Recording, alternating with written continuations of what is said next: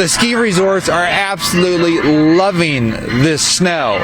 But how do they measure the snow, and what can they expect going forward through the month of December when it comes to snowmaking opportunities?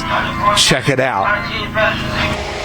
Howdy y'all, I'm meteorologist Christian Biller, joined here with Josh Faber, the general manager of Winterplace Ski Resort, and we just got our first snowstorm. We're looking at about 2-ish inches right now, but how much snow in general did you get around the park? Yeah, so I think natural snow, depending on where we're measuring with the wind and, ground temperatures, I think a lot of that melted. So I found spots anywhere from 3 to 4 to 5 inches of snow. So I'd say we probably got 4 inches of snow on average around the mountain. Plus we made some snow last night. That went really well. Still have some snow guns running here for a little while longer before it warms up. And yeah, it was a great night, man. We love it. So we usually try to find a spot. We look at the wind, how much is the wind blowing, where are we making snow, because obviously that changes the totals a lot. So we have a couple spots around the mountain. Last night this is an easy spot just because it's here out of the way of the snow guns. But typically we kind of sometimes switch it up until we find, just to try to get an accurate number. We want to be, completely transparent with our guests and give them the right details, right? So we try to get an average from different spots and go from there. So every ski resort in the East Coast wants to know what's the weather going forward.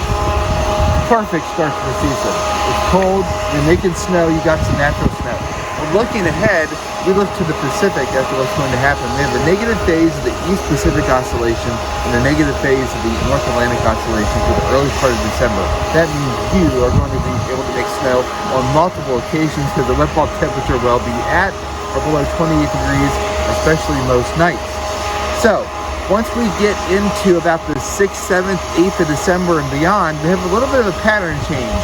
The EPO shifts the positive a bit, and we look for a couple of other signals. A stronger polar vortex, a positive phase of the global angular momentum, and a couple of other things that we look at favor warm temperatures in the east. So we should transition to a milder regime after about the 8th or 9th of December. That should probably take us till about the 20th of December, and then after that we should get a nice cold spell going into the Christmas holiday.